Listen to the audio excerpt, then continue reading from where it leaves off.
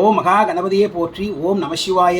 இந்த பதிவில் நம்ம சிவபெருமான் யார், அவர் எவ்வளவு உயர்ந்தவர், அவர் எவ்வளவு உன்னதமானவர், எவ்வளவு மேலோங்கியவர், அவர் அருள்கின்ற கருணை இருக்குது அது எப்படியாப்பட்டது, எவ்வளவு உயர்ந்தது அப்படின்ற விஷயத்தை மிக தெளிவாக அறிந்து கொள்ளும்படியாக இருக்கின்ற ஒரு அழகான திருமந்திர பாடல் திருமூலர் அருளியது.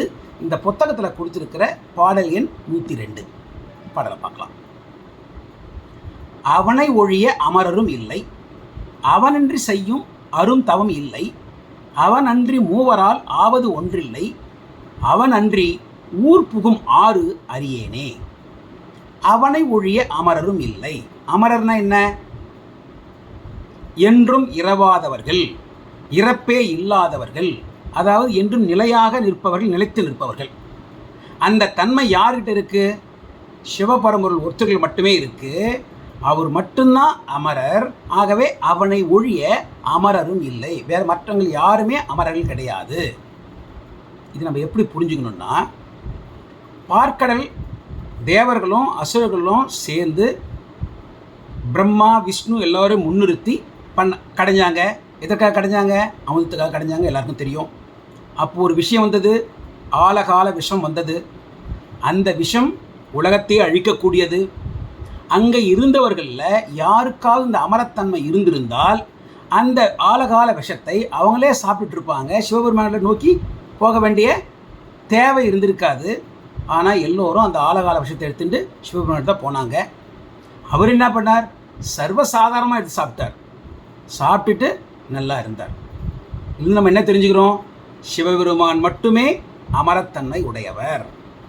இன்னொரு விஷயம், லலிதா சகஸ்ரநாமம் அம்பாவோட 1000 திருப்பெயர்கள் இருக்கு இல்லையா? அதில் ஒரு திருப்பெயர் மகேஸ்வர மகாகல்ப மகா தாண்டவ சாட்சினி. இந்த ஊழிக்காலம் வருது இல்லையா? எந்தெந்த பொருள் எங்கெங்கேருந்து உருவாச்சோ அந்தந்த பொருள் அங்கங்கே அடங்கி ஒடுங்கி போயிடும். அந்த வகையில் மும்மூர்த்திகளும் கடைசியில் பரம்பொருள் உள்ளே வந்து ஒடுங்கி விடுவார்கள். அவங்க யாருமே இருக்க மாட்டாங்க. அப்போ சிவபரம்பொருள் நடனம் ஆடும். அந்த நடனத்துக்கு சாட்சியாக அம்பாள் இருந்து பார்த்துட்டு இருப்பாள். வேறு யாரும் அங்கே இல்லை பார்க்குறதுக்கு. அதனால் வேறு யாரும் சாட்சியாக இருக்க முடியாது. அம்பாள் மட்டுமே அதுக்கு சாட்சி. அதாவது அதுதான் மகேஸ்வர கல்ப மகா தாண்டவ சாட்சினி.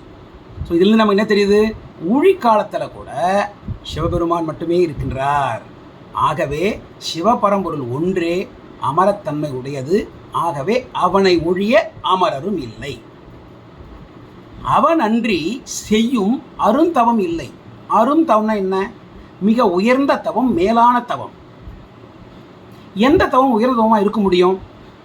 எந்த ஒரு பொருள் நமக்கு எப்பொழுதுமே நிலைத்து இருக்கக்கூடியது இருக்கோ அது நமக்கு கிடைச்சதுன்னா அதை நோக்கி நம்ம செய்கிறமே தவம். அந்த தவம் தானே உயர்ந்த தவமாக இருக்க முடியும். மற்ற எல்லா தவத்தினாலையும் நமக்கு பொருள் கிடைக்கும். அது எல்லாம் அந்த சமயத்துக்கு கிடைக்கக்கூடியவை, என்றும் நிலைத்திருக்கக்கூடியவை இல்லை. நம்ம எல்லோருமே தவம் பண்ணுறோம், தினந்தோறும் கடவுளை வணங்குறோம். அது கூட ஒரு தவம் தான். அப்போ நம்ம என்ன கேட்குறோம்? நம்மளோட தேவைகளை பூர்த்தி செய்வதற்கு நம்ம ஏதோ கேட்குறோம். ஆனால் அருந்தவம்ன்றது மேலான தவம். அதாவது வீடு வேற்றை அடையக்கூடிய தவம். அந்த மாதிரியான அருந்தவங்களை சிவபெருமானை முன்னிறுத்தாமல், சிவபெருமானை நினையாமல் செய்கின்ற தவங்கள் அருந்தவமாக இருக்க முடியாது. அந்த தவங்கள் ஒரு நல்ல பலனை கொடுக்காது. அருந்தவம் என்பது சிவபெருமானை முன்னிறுத்திய பண்ண வேண்டிய தவங்கள்.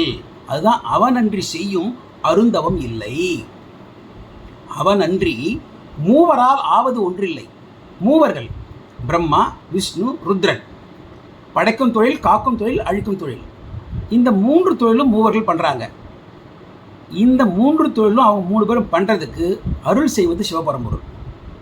அவனுடைய அருளை கொண்டே இந்த 3 பேரும் இந்த 3 செயல்களை செய்துட்டு இருக்காங்க. அவனுடைய அருள் இல்லை என்றால், சிவபரம்பொருளின் பரம்பொருளின் அருள் இல்லை என்றால் இவர்களால் இந்த 3 தொழிலை பண்ண முடியாது. ஆகவே அவன் அன்றி மூவரால் ஆவது ஒன்றில்லை. அதாவது அவனுடைய அருள் அன்றி, அவனுடைய அருளை கிடைக்கலன்னா அவங்களால இதை பண்ண முடியாது. அவன் அன்றி ஊர் புகும் ஆறு அறியேனே. ஊருக்கு செல்கின்ற ஆறுன்னா வழி. ஊருக்கு செல்கின்ற வழி அவன் இல்லை என்றால், அவனுடைய அருள் இல்லை என்றால் என்னால் அறிந்து கொள்ள முடியாது. அவனுடைய அருளை கொண்டே நான் அறிந்து கொள்ள வேண்டும். அது என்ன ஊரு? வீடு பேறு என்கின்ற ஊரு, முக்தி என்கின்ற ஊரு, மோட்சம் என்கின்ற ஊர். அதாவது சிவபெருமானை முன்னாடி சொன்னமே அருந்தவம், அருந்தவத்தை கொண்டு சிவபெருமானை முன்னிறுத்தி செய்யும் தவம் தானே அருந்தவம். அந்த தவத்தின் மூலமாக தான் நம்ம இந்த வீடு பேற்றுக்கு செல்கின்ற வழியை அவன் அருளாலே நாம் அறிந்து கொள்ள முடியும். ஆகவே இதில் அழகாக நம்ம சேர்த்து பார்த்தோம்னா திருமூலர் என்ன சொல்லியிருக்கார்? என்றும் நிலைத்து இருக்கக்கூடியவர், இறப்பே இல்லாதவர் தான் சிவபரம்பொருள். ஆகவே அந்த சிவபெரும்பொருளை முன்னிறுத்தி தான் நம்மால் அருந்தவம் செய்ய முடியும். அந்த அருந்தவத்தின் மூலமாகவே நாம் வீடு பேறு என்ற ஊரை அடைய முடியும். அதாவது இந்த வீடு, நம்ம இப்போ இருக்கிற வீடு உடல், இந்த வீட்டை விட்டு என்றும் நிலைத்து நிற்கக்கூடிய மோட்சமாகிய முக்தியாகிய சிவபெருமான் திருவடிகளை சேர முடியும். அந்த வீடு வெற்றை அடைய முடியும். அதற்கு வழி சிவபரம்பொருளை வணங்குவதே. அவ்வளவு உயர்ந்தவர் சிவபரம்பொருள். நம்ம தெரிஞ்சுக்கிறது என்னென்னா, சிவபரம்பொருள் அன்றி வேற எந்த வேலையும் நடக்காது.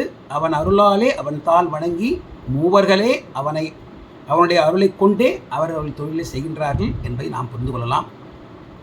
ஓம் நம சிவாய. அவனை ஒழிய அமரரும் இல்லை, அவனன்றி செய்யும் அருந்தவம் இல்லை, அவனன்றி மூவரால் ஆவது ஒன்றில்லை, அவனன்றி ஊர் புகும் ஆறு அறியேனே.